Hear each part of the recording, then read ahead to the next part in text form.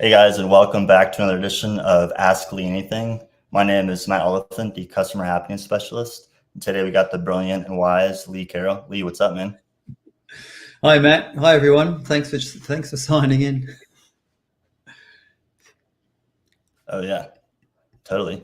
So today's topic is all about digestion and gut health, which is a pretty broad and just huge topic with so many different layers. So what are your thoughts on that, Lee, as far as just digestion and gut health in general? Yeah, well, just before I dive into that, I'd just like to say that we're not offering medical advice. I'm not a medical doctor. This information is for educational purposes only. We're not diagnosing or treating any diseases, and I strongly recommend that you go to your healthcare professional to get advice on any conditions that you're using, any products to treat yourself with. So if you're in Australia, you can come see me. I can help you as a medical herbalist. So Matt, that question is quite a big one, and this area of science has developed significantly in the last 10, 15 years. And the big thing about mushrooms is that they are prebiotic, which means they provide fibers which humans can't digest and we can't extract any nutrients from them, but the bacteria in our gut can use them as a food source. So the average diet across the Western world is deficient in fiber, and in the US, the fiber in the diet's quite significantly deficient. So particularly any soluble fiber or any prebiotic fiber that we can add will start to improve the health of the gut. And mushrooms have got quite unique prebiotic action. So when you feed the bacteria, those bacteria have got health promoting properties. So if you're thinking about, let's just say your pet, like they do a poo or they urinate on something, like there's nothing good about that, like from our point of view, but it fertilizes the soil and it provides some nutrients, for the critters that like live in the soil. So for them, it's a good thing. So these bacteria that live in our gut, they eat that fiber, and then their waste, so their poop or their urine, has got very significant health promoting properties, throughout the body, not just in the gut. So one of the things that gets produced is a molecule called a short chain fatty acid, for example, and there's a number of those, but butyrate is a really important one, and it becomes a fuel for the lining of the gut. So good fiber, feed the bacteria, they make butyrate. That keeps the lining of the gut healthy. The tight junctions in the gut is a tube, and that tube is lined with a layer of just single cells. And those single cells get knitted together like knitting or crocheting, but instead of wool or yarn, it's like little proteins get used. And it's a very dynamic surface, so it gets turned over and renewed very regularly.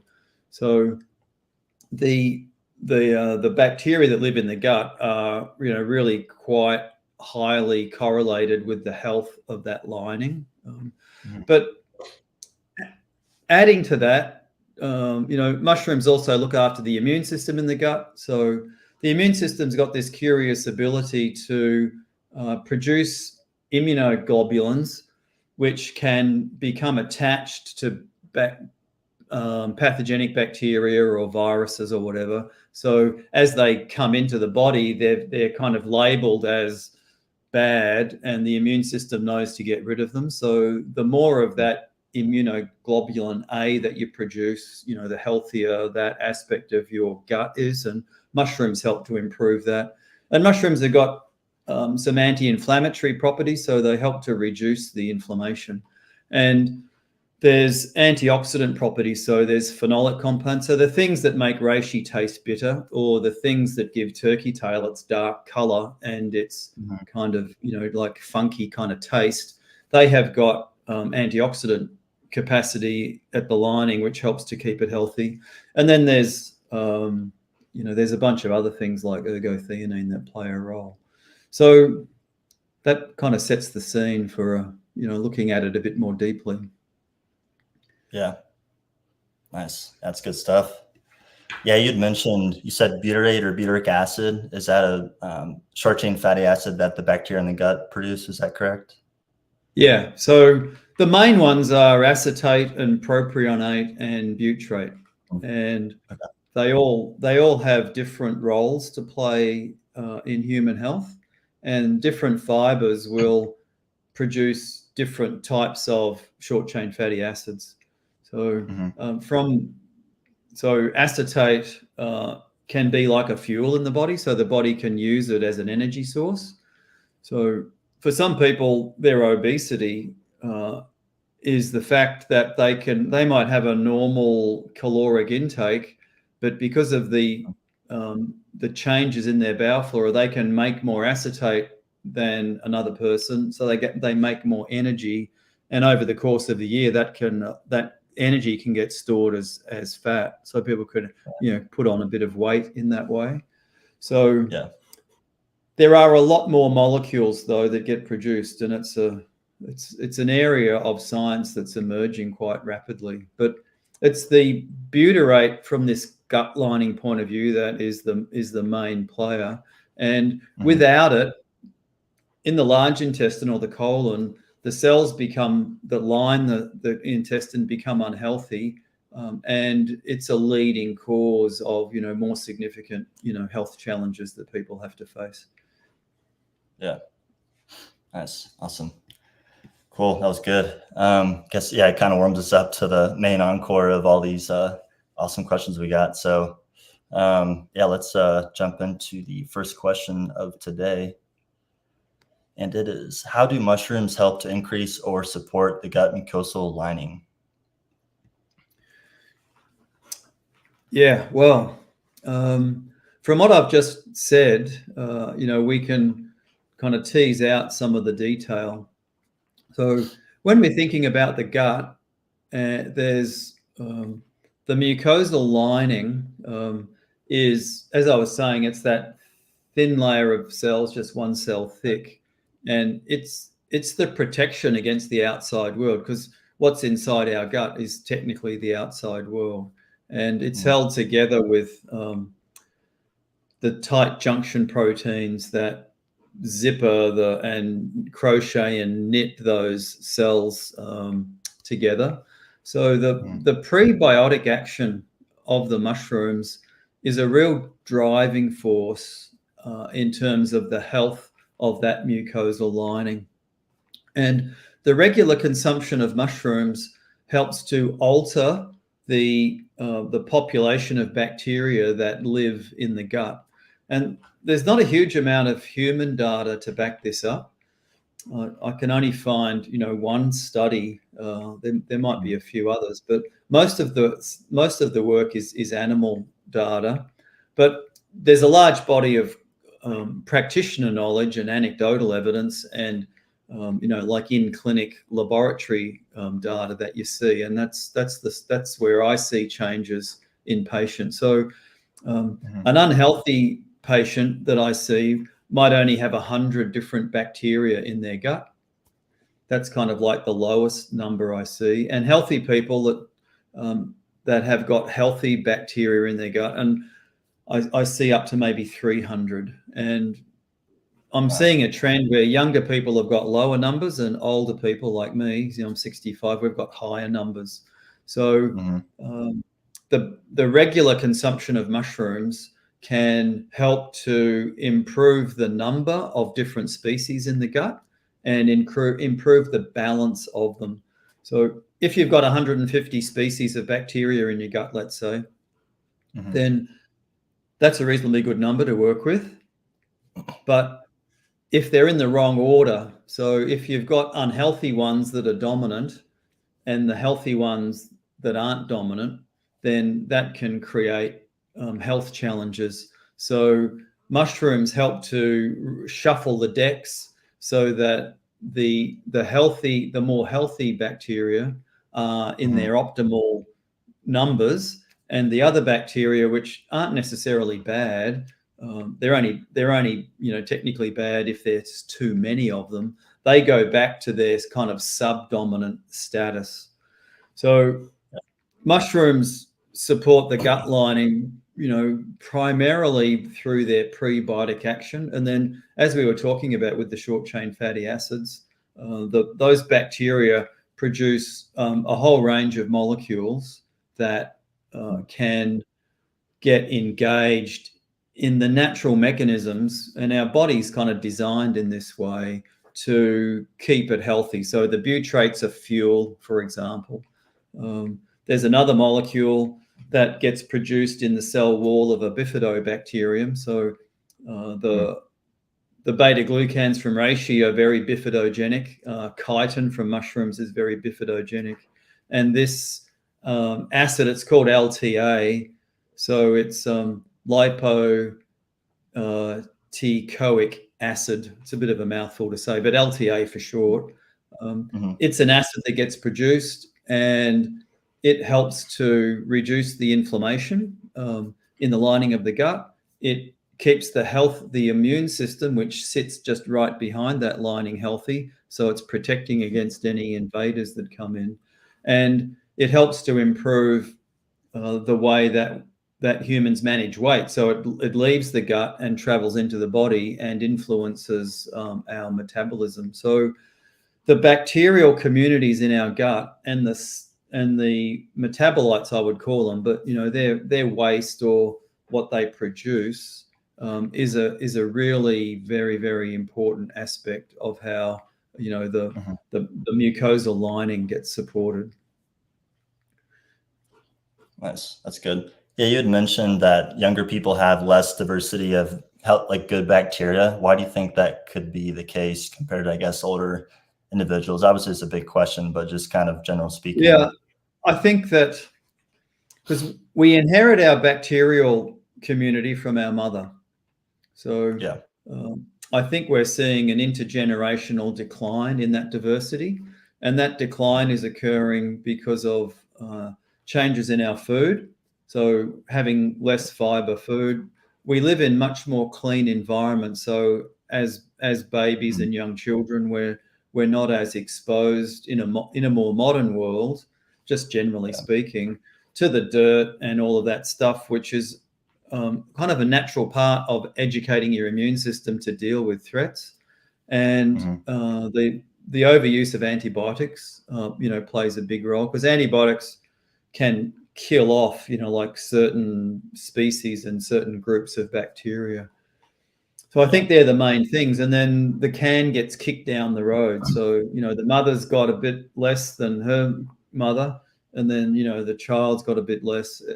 So I don't know how low it'll go. If we had a sterile gut, you can't survive. We need a good population of bacteria. And in a culture that's living a traditional lifestyle, they can have more than 500 or up to 1,000 different bacteria, significantly more. Yeah, damn. Yeah, plus aren't we more bacteria than actual cells too? Is that correct? Yeah, there's a bit of a debate about that. I think scientists have recrunched the numbers, and maybe it's about equal. But in any case, it's a staggering number of organisms. And I like to tell my patients that we need to think about the bacterial community in our gut as if it's another organ in our body.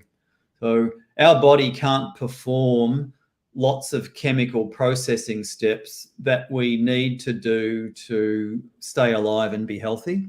So we rely on the chemical transformation capacity of the bacteria in our gut to do those jobs. So if we don't have healthy bowel flora in the right kind of complexity to do all of the different things, because when you look at the list of things that they do, it's a very, very complex list, then we can't be optimally healthy. And the thing about mushrooms is that there's some really unique elements in mushrooms that drive the health of the gut, in very positive directions that other types of constituents can't. So but mushrooms as a part of an increased fibrous diet makes really good sense. Nice. Awesome. That was really good. Thank you. Alrighty, let's go on to the next question here. So the next question is, which functional constituents in mushrooms are thought to play the biggest role in the gut microbiome? What studies have been done?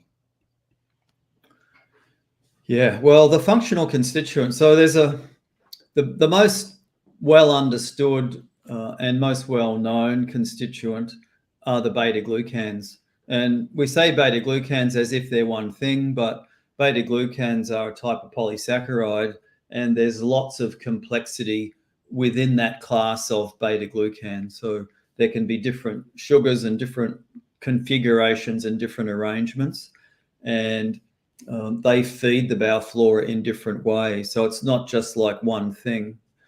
Alpha glucans very often get talked about negatively from a quality point of view, because alpha glucans are starch, and starch can come from grains or fillers or other things that companies might put in their products. So mushrooms produce a non-starch alpha glucan, and they're typically on the surface of the cell walls. And for the fungus, they provide kind of camouflage and protection against the external world. So when humans consume a whole mushroom extract, those alpha glucans are typically not bioavailable, so they don't actually get taken up into the body, but they act as a prebiotic in another unique way. They're delivering a different sort of food stuff to those critters that are living in our gut. So that's an important piece that's not really very well understood. And there's chitin, which is the structural component of the fungal cell wall. And like the alpha glucan, it's not digestible, it's not bioavailable, and it performs a really important prebiotic role. It's also a bit antimicrobial, and it's got some antioxidant properties. So those three groups of fibers, do the bulk of the work in terms of gut microbiome and gut health. But ergothioneine plays a role as well. So ergothioneine, its role is not so much the microbiome, but the linings of the gastrointestinal tract need ergothioneine to support them as the stresses and strains ebb and flow in that cellular department. I think there's probably some secondary metabolites that play a role, and they're even less understood. So chaga's dark black or brown in color because of its melanin. Cordyceps militaris has got some melanin in it, and that's gives it a part of its color. So those molecules act as prebiotics as well, and so they're supporting the gut flora in a unique way. And then some of the secondary metabolites, or the chemicals that the mushrooms make to defend themselves in the natural world against predators and sunlight and just all of the environmental things that they need to deal with. So the triterpenes in reishi and some of the triterpenes in chaga or turkey tail, or some of the antioxidant molecules, they get consumed by those bacteria and get transformed into other molecules that play a role in health as well. So you can see it's quite complicated, and there's lots of angles to it. Totally. What are your thoughts with cordycepin and Cordyceps militaris? Is there any research that you've come across as far as just gut health support for that particular compound, or is that kind of a different area, you'd say? I think that's a different area, Matt. Cordycepin is a really unique molecule. It has a short half-life. It gets broken down very quickly, so it gets taken up into the body early on in the gastrointestinal tract. So the bowel flora don't have as much of a chance to act on it. And then because cordycepin is very close in shape to a natural molecule in our physiology called adenosine, and adenosine is one of the building blocks of our DNA and protein and messenger RNA. So cordyceps can exert some unique influences by mimicking adenosine and getting taken up in that way. But that kind of raises a point that when we're thinking about the microbiome, so the bowel flora and all of the genes that are in those bowel flora, as we travel down the gastrointestinal tract, we increase in number of bacteria. So the mouth has got its own oral microbiome, and kind of technically the mouth is the beginning of the gastrointestinal tract. The stomach is not aseptic, so there are some bacteria that naturally live there, even though it's a pretty harsh environment. And then as we go from the small intestine, the numbers start to increase, and then once we get to the large intestine, there's a valve called the ileocecal valve that separates the small and large intestine. And then once you hit the large intestine, the numbers just skyrocket, and you've got trillions of these things. Nice. That was good. Cool. Thank you. All righty. On to the next question here. With regards to gut health support, what differences are there between freshly cooked mushrooms and mushroom extracts? Yeah, this is a common question, and I don't think we can ask it often enough. And there's a couple of different angles on this. So the functional constituents that we just talked about, the beta glucans, the non-starch alpha glucans, the chitin, the melanin, if you're getting a mushroom with that, they can only exert their prebiotic effects if they're in very small particle sizes. So if you're consuming mushrooms and you're not chewing the mushroom very well, and pieces of mushroom are being swallowed, the gastrointestinal tract isn't very able to digest that. Like if you swallow a piece of meat, all of our gastric juices in our stomach will just denature it and turn it into a liquid. That doesn't happen with mushrooms. So there's a good rationale for using mushroom extracts for this purpose of feeding the gut, because the extracts increase the particle numbers and decrease the particle size. So there's a lot more surface area for the bacteria to act on. So when you cook the mushroom, you release some of those constituents that we just talked about. So I think mushrooms should always be cooked in this regard, because it helps to release the active constituents.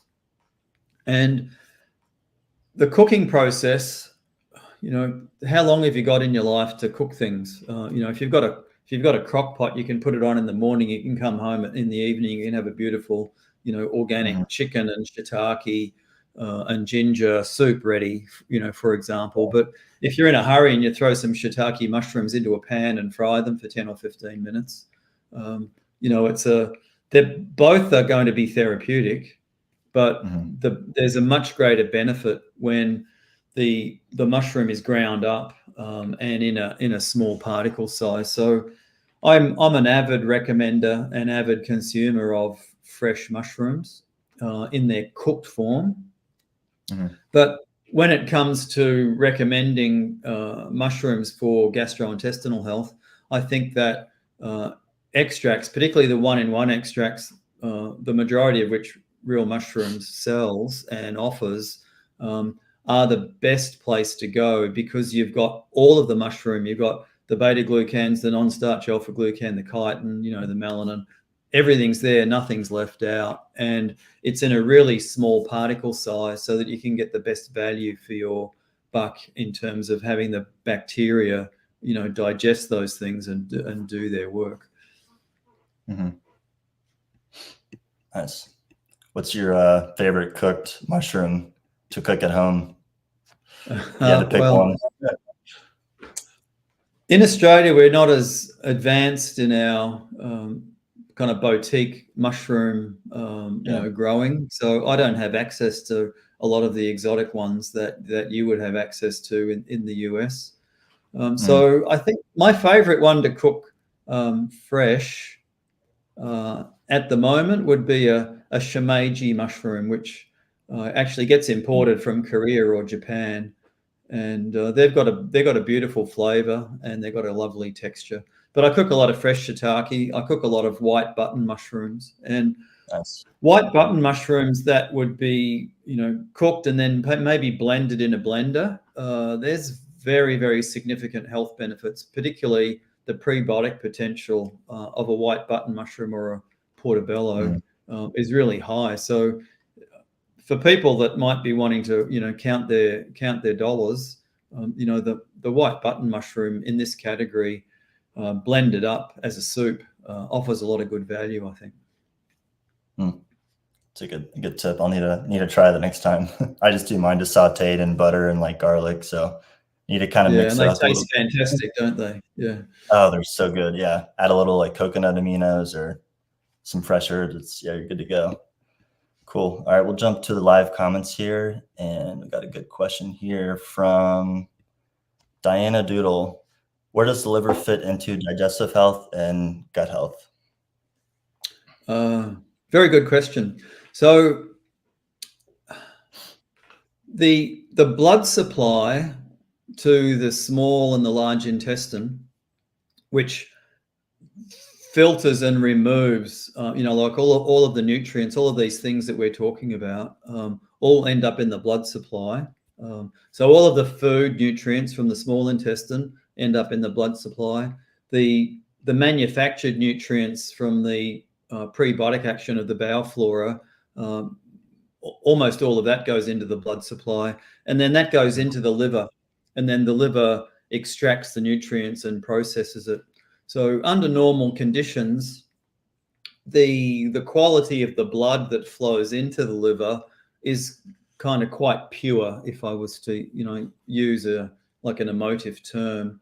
So if we have poor health in our gut, the gut's a little bit leaky. There's dysbiosis, which encourages that leakiness. So as things then leak through the gut lining, and then they can get into the blood supply. So what's getting into the blood supply might be bits and pieces of bacteria, which are very inflammatory.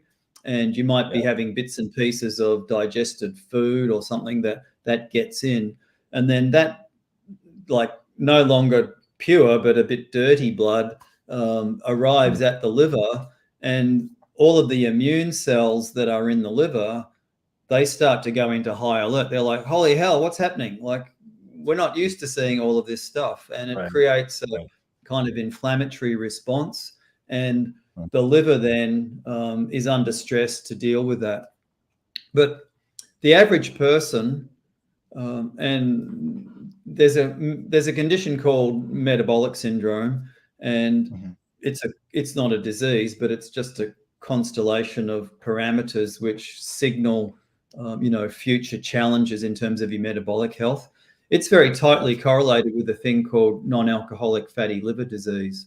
So when we consume excessive amounts of sugar, particularly fructose, which is the dominant sugar in high fructose corn syrup, which is the most commonly consumed sugar in the US, the liver's not well designed to digest large amounts of fructose, and that places a lot of stress on the liver. So without going down, what all of that means, very often the liver's already stressed. And then this leaky gut thing that I just mentioned is an additional burden, which make it even harder for the liver to do its thing properly. So it's very common to see liver dysfunction or liver challenges along with this digestive kind of gut health piece. They kind of go hand in hand together. And very often the things that are used to help manage the gut have an overlap and support the liver as well. So in terms of, we'll get to the mushrooms, but in terms of herbs, berberine's got a great track record and lots of clinical trial data for improving the health of the bowel flora. And if you combine it with milk thistle, it makes it more bioavailable. And then that tidies up the gut. It fixes up lots of the challenges, but it also helps to support the liver as well in really, really profound ways that are measurable in clinical trials. That's awesome. So would you say with reishi just benefiting the liver especially, that would be something to consider for just kind of addressing overall gut health just because of the better compounds in reishi? Yeah, well, I'd wind it back a little bit, and I'd say that, you know, the role that mushrooms play is the dominant role that mushrooms play is getting the bowel flora piece right. So increase the numbers as much as we can and improve the quality of the makeup. So get the diversity, you know, in its right place. Reduce the inflammation, support the gut health so that the gut is less leaky. And in many cases, things will just naturally self-correct when you do that. So there isn't necessarily a need to jump straight to, oh, reishi is a good liver herb, let's use that as well. It may be a good choice in many cases, and reishi's got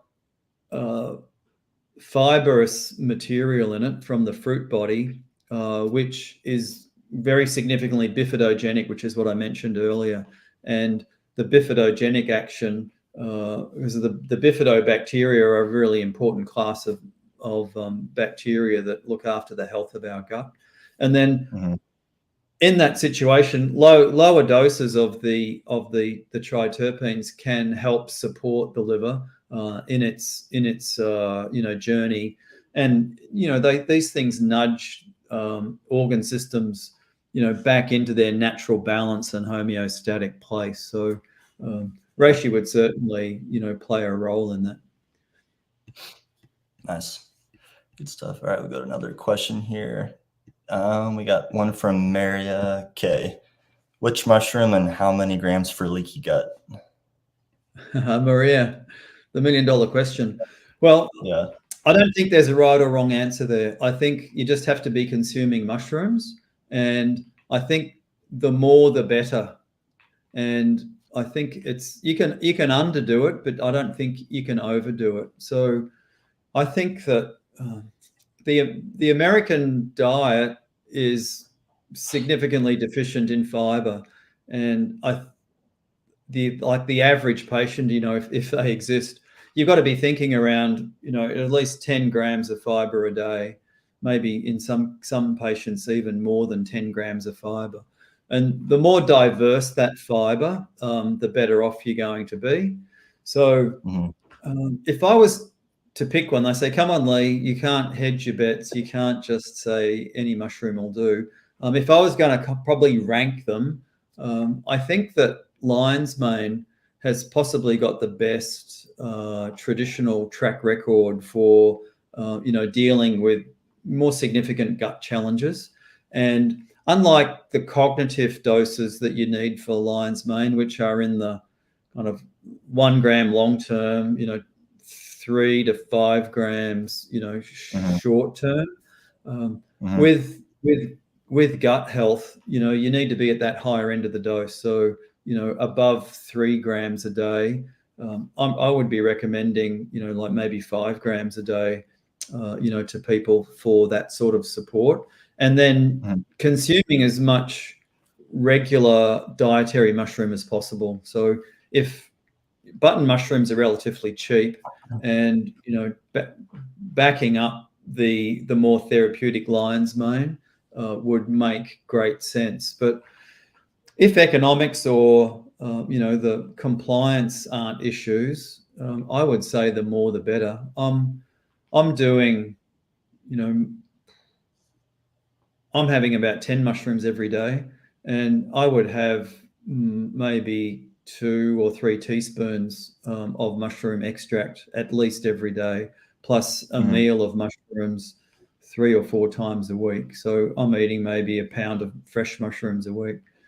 And I don't know that I had leaky gut, and I've been in the herbal industry for 35 years. I've been working with mushrooms for just 4 now. And my gastrointestinal health in the last 4 years is better than it has been in the previous 10, with all of the herbs and all of the prebiotic plant fibers I've been taking. Mushrooms really turn the dial up on your health. And it's one thing to have a personal experience, But I see it in clinic as well. The more mushroom you get, the better. Yep. So Maria, I hope that gives you some good guidance. No, that was great. We'll do one more live comment question here, and we'll jump back to the preloaded. So we got this question from Walking Moments: which is the most anti-inflammatory mushroom? Oh, I'm getting all the hard questions today. I guess I'll take that question in terms of anti-inflammatory in the gut. So I think lion's mane's probably really high up there in terms of anti-inflammatory action in the gut. I think that shiitake is probably really high up there in that category. I think that oyster mushroom, if you've got access to fresh oyster mushroom, I think there's human evidence in that mushroom when there isn't for any other mushroom for improving like the protection in the gut. But all mushrooms are anti-inflammatory in their own unique way, and there isn't really a right or wrong answer. And I'm a big fan of complexity in the way that we support our health. And it wouldn't be wrong just to take only lion's mane every day, but I think it'd be a much wiser decision if you're engaging in mushrooms to look after your general health across the course of your lifespan, that you would engage with a broader range, than just one. And the 5 defenders is a really good place, to start and to stay with in terms of getting, good coverage for all of that anti-inflammatory activity. Yeah, totally. I kind of look at it, the 5 defenders, like a mushroom multivitamin in some respects. Just a good kind of overall kind of support across the board. Yeah, and people have asked me why 5, because you see products in the market that have got much higher numbers than that, and I've dealt with this question in the herbal world as well. And there's this thing called synergy, and when you combine mushrooms together, just like you combine herbs together, there's additive effects that you get, but synergy has got its limits. So if you have 17 or 20 or 30 mushrooms in a combination, then you've diluted the individual functional constituents from each mushroom, and they're not all identical. So you don't get, like identical action from them all. So by having a lower number, you've got a higher amount of the unique activity from each mushroom, which allows you to get a more synergistic action. So it's okay to have large numbers combined together.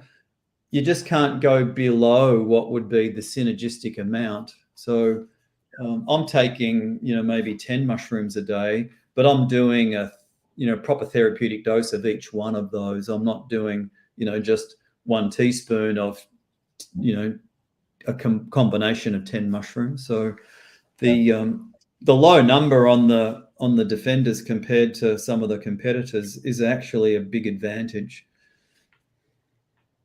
Yeah, that was good. Thank you. Alrighty, go back to the related questions here. So the next one's really good. The question is: best mixture for brain to gut and Parkinson's support? Oh, yeah, very good question. And we didn't talk about these axes earlier. So the gut is connected to the brain, it's connected to the liver, it's connected to the kidney, it's connected to the skin, it's connected to the heart. So depending on the levers that we move in the gastrointestinal tract based on, the constituents that we give it, we can influence, those different axes. So tremella doesn't have significant historical use in terms of gut health, but it's got hugely significant benefits in terms of skin health. So it's great on that kind of gut-skin axis. So the gut-brain axis is really popular at the moment, and lion's mane captures the imagination of most people when you talk about, a mushroom for the brain. But going back on what I talked about earlier, and lion's mane would be the key mushroom, for Parkinson's support, and I would combine ergothioneine with that, which I'll talk about. But when you take a mushroom, we can't be reductionistic in our thinking. We can't say, oh, there's been research that says that this horicinone or this aronacine A or D or F has got this data that shows that works really well in this particular condition.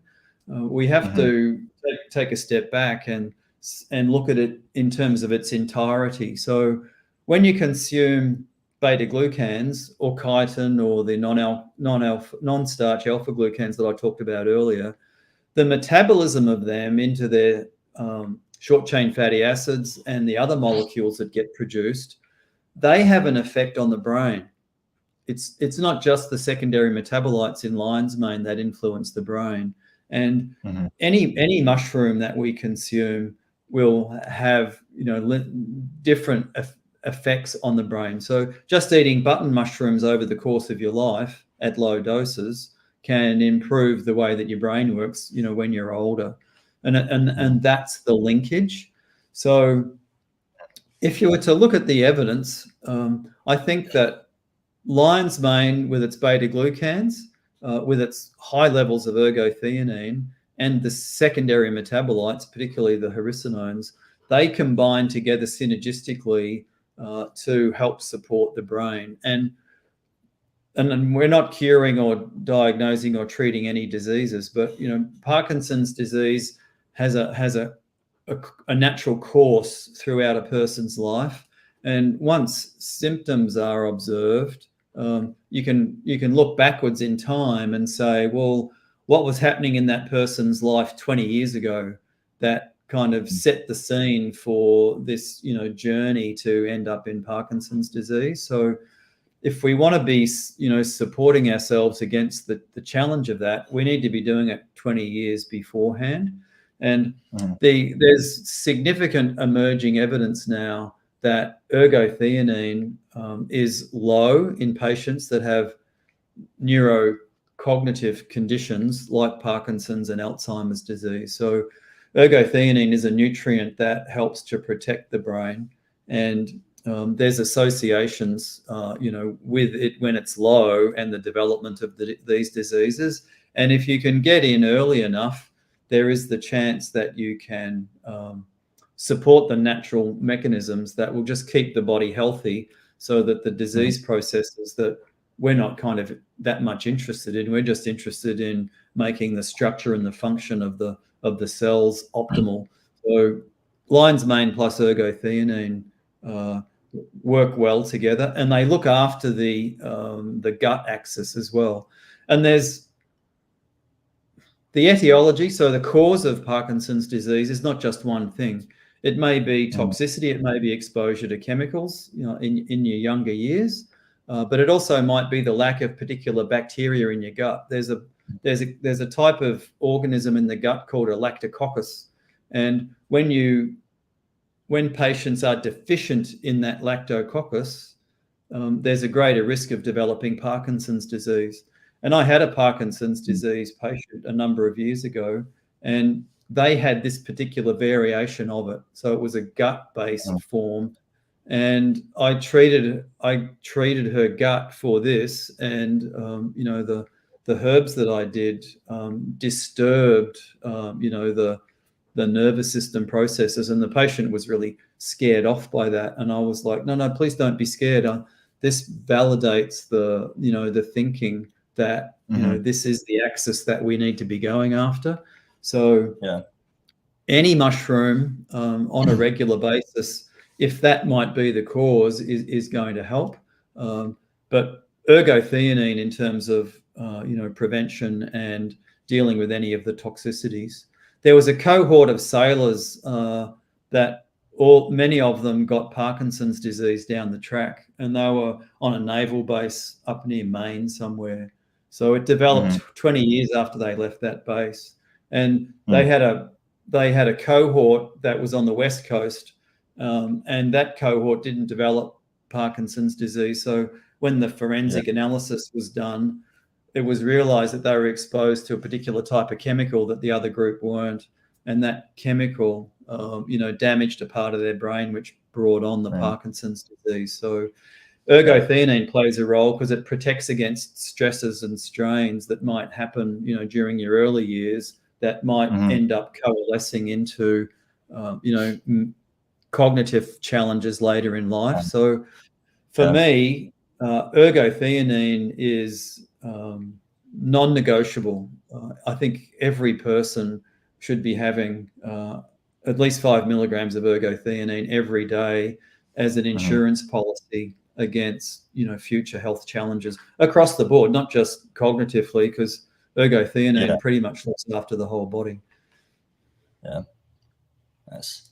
What about like omega-3 and omega-6, omega-9 fatty acids for just kind of overall brain, gut, kind of the full spectrum as well? Or would that play anything? Yeah, definitely.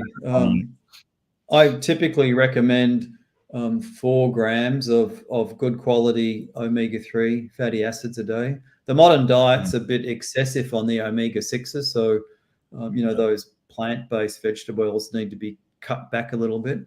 But there's that.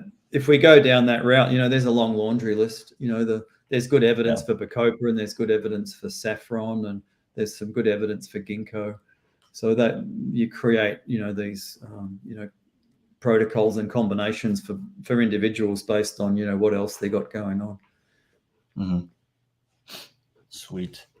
Alrighty, going to the next question here. Is there any scientific literature that suggests if taking mushroom extracts without food is the most effective method for optimal absorption? No, there isn't. And I don't think there's a need to separate out the mushroom extract from the meal. If taking it with your meal gives you good compliance, then I don't think it has any impact on absorption.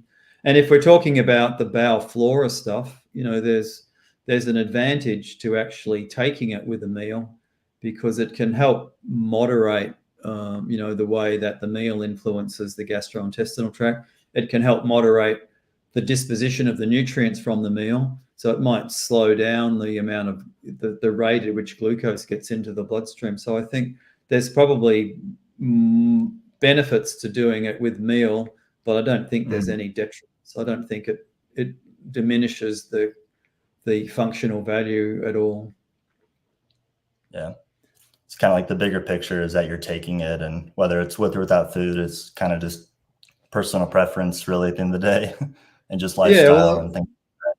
There will be individual caveats around, particular conditions. So, if a patient has reflux, then, if in my clinic, if I'm giving them some reflux herbs, it's better after the meal, because, you get more action at the site. If they've got gastric ulcers or peptic ulcers, it's better before the meal. But they're quite specific conditions.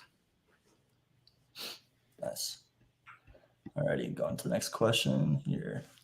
Are there any sleeper mushrooms out there like poria, cauliflower that hold potential promise for gut health support that you know of? Yeah, well, you named them. So the spiraceus is the cauliflower mushroom, and at least on the West Coast, I know that's available fresh, and it makes a killer soup or a killer stew. I have cooked with that before. It's got a delicious, the most exquisite, mild, sweet flavor that creates a nice kind of thick kind of feel, to the meal that you cook with it. And any of those mushrooms that are a bit more on the mucilaginous kind of gelatinous end of the equation, they're very, I use the word emollient, but they're kind of cooling and soothing to the tissues. They support the mucous membranes in a way that is quite unique. So I don't know that it's available as a supplement yet, but definitely as a food, that's a really great one to go with. And poria is an excellent mushroom in that category. And there's a lot of animal studies. I haven't looked at human studies for gut health, although Poria is very rarely used on its own. It's used in maybe 10% of all Chinese medicine formulas. So it's a very common synergist in lots of different Chinese formulas. And I would love to see a real mushrooms prebiotic formula that would, if I was to design that, I'd have some Poria in there that would, support gut health. It's very anti-inflammatory. It's very prebiotic, and it's got lots of antioxidant properties in the gut. Nice. Yeah, it's cool looking mushroom too. Very different looking. Yeah, I think Pholinus might be in that. It's more of a liver mushroom. So, based on the theory that all mushrooms are prebiotic and help with dysbiosis, and much of this discussion, like at least in a clinical setting, ends up involving the liver. I think Pholinus would be a good one to add to that category as well. Nice. What about just made me think of something? What about red-belted polypore? Have you heard of that one before? I've heard of it, but I don't know much about it. Yeah. Yeah. Gotcha. It would be great for the gut. Any mushroom is. So yeah, if you're able to harvest that one from the wild, and make your own extracts, I'd go for it.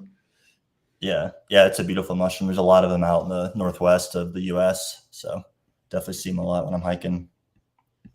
Cool. Alrighty, go back to some of the live comments here.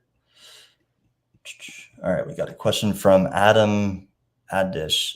How long does it take to typically build up and see therapeutic effects of mushrooms? And alternatively, how quickly do those effects fade once you stop taking them? That's a great question, Adam. And it will vary depending on, the mushroom, and your condition. It depends on, your natural vitality, so it's a difficult thing to answer. I think that in my observation, changes occur quite slowly, and my patients don't often notice that they're changing. And I've got to point out to them, hey, look, you might not think you've made any progress, but look at this picture, or look at this lab result, or look at these notes that I took, and look at the more positive outlook that you have now. So I think that, and then how long does it take? This is a tricky question. The modern world's it's engineered to trick people into changing their habits based on whatever marketing campaigns are happening. So, there's fads that come and go and cycle through, and we change our habits around those fads. So I think that humans are designed to consume mushrooms on a regular basis. There's really good evidence in terms of the way that we're designed to receive the nutrients from mushrooms and how they influence our body, that we should be consuming them on a regular basis across the course of our life. So my contention is that you need to make mushrooms a lifestyle thing, like you choose to consume coffee across the course of your life, or you choose to consume beer across the course of your life, or it might be that you like chocolate or green tea. So it fits into that. I love this stuff. I know it's really good for me, and I'm going to do it forever. That's really the best way for it to be. So, and a lot of the changes that take place in our health happen at the level of the gut, and the subtle levels around ergothioneine that improve the health of the tissues in the body. So it ramps up into good health. And using myself as the example, I'm continuing to get healthier in terms of the robustness of my immune system and the quality of my gut. I haven't been able to eat eggs for a long time because my bowel flora just, would go crazy with the egg yolks and the egg white, and it would become painful, and I'd get rashes on my skin and stuff. So since I've been doing mushrooms for these last 4 years, I can now eat eggs. I ate a whole dozen eggs in the last 2 weeks. no consequences. I'm like, well, that's cool. Yeah, Haven't been able to do that in, like 5 or 6 years, maybe 10 years. So if you were to stop taking the mushrooms, I think there'd be just a gradual, kind of dilution of the health over the course of time. I don't think it's kind of like a cliff. If you're looking at cognitive health with lion's mane, over 16 weeks, you see improvements. And then once you stop, you see quite a dramatic drop-off in cognitive function. So that's a special case. But in terms of the bowel flora, which is the main driver of what we're talking about today, I think it's a slow ramp up and it's a slow ramp down. Yeah. I hope that helps, Adam. That Start consuming mushrooms and never stop. That's become my motto. Ongoing, sustained. All right, I'll do one more live question here from Ella Gerald. Why do some of the mushroom powders make you constipated? Good question, Ella. I think it's to do with the local environment and the individualization of each patient, because mushroom powders only have the ability to make some people constipated just some of the time. So I think it's to do with the bowel flora, and it's to do with the way that the individual interacts with the individual constituents in those mushrooms. So there might be some idiosyncratic immunological issues to do with maybe the presence of chitin, for example, that might make someone get a bit more bound up. But mushrooms generally do not make people constipated. So, there are local issues at play. Yeah. Nice. All right, I think we got time for one more. I got a good one for you here.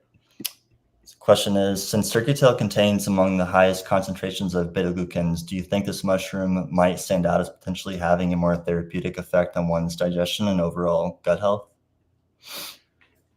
I think the short answer is no. Beta-glucans will, from all of the different mushrooms, they've got all the different potentials. And there isn't much traditional knowledge or traditional use for turkey tail in the gastrointestinal department, although there is, animal data to show that it's prebiotic and it helps with dysbiosis, which is that disordering of the bowel flora, and it's beneficial in animals in inflammatory bowel diseases. So I don't think there's a wrong answer for, will this mushroom help my gut? But turkey tail wouldn't be, the most significant one overall. But the word digestion can be quite confusing. So, digestion means, the breaking down of food into its nutrients and then, like absorbing them. So, in the upper part of the stomach, mushrooms aren't having as much of an impact there. But if you wanted to put your finger on, just one mushroom that might have the most kind of prebiotic potential, then, I'm probably leaning towards, lion's mane in that category. Nice. That's good. Yeah, I was thinking too, since each mushroom kind of varies in the beta-glucans that it contains, you pretty much could say that you kind of almost make a case for each mushroom in its own realm, depending on just the person's health needs and goals for just kind of overall gut health and beyond. Yeah. And, a skilled physician may be more skilled than me that might have, more maybe experience or more intuition, might be able to dial those things in. But I think that it's pretty hard to go wrong if you're thinking about your general health over the course of your lifespan. And that's really what it's all about. If you can have continuous consumption of mushrooms, say over a 20-year period, it does really significant things to your whole body, including your gastrointestinal tract. It's very different to say, oh, I'm going to try this for a couple of months and see how it goes. And if I don't like it, I'm going to go and buy something else or I'll change my mind. I think that, the true test is, doing it for, very long period of time. And that's why we have to build it into our lifestyle. So we have to eat these things as foods. We have to we have to not just recognize that there's health benefits, but we have to enjoy and get pleasure from doing it, which is why I like drinking 5 Defenders. It's great for my health and my gut, but I just absolutely love the flavor of it, as a hot drink. Yeah, same. It smells amazing, super earthy and little bitter notes. Yeah. Well, it's all the time we got. Do you have any kind of closing comments or words of wisdom to kind of send a farewell before we end this? Well, I think I'll just repeat myself and say that from a gastrointestinal point of view, I think it's the long game with mushrooms, and we need to be consuming fresh ones that are cooked, and we need to be consuming extracts across the course of our lifespan, not just give it a try for a few months, but rely on the traditional knowledge, which is vast and goes back thousands of years, and the practitioner knowledge, because we can't be guided by clinical trials here because they just don't exist at the moment. So get on the mushroom train and don't get off. Don't get off. There it is. Awesome. I love it. Yeah. Well, that was great. Matt. Thanks. Yeah. See you guys. Thanks, everyone. See you next month. Bye. Bye-bye.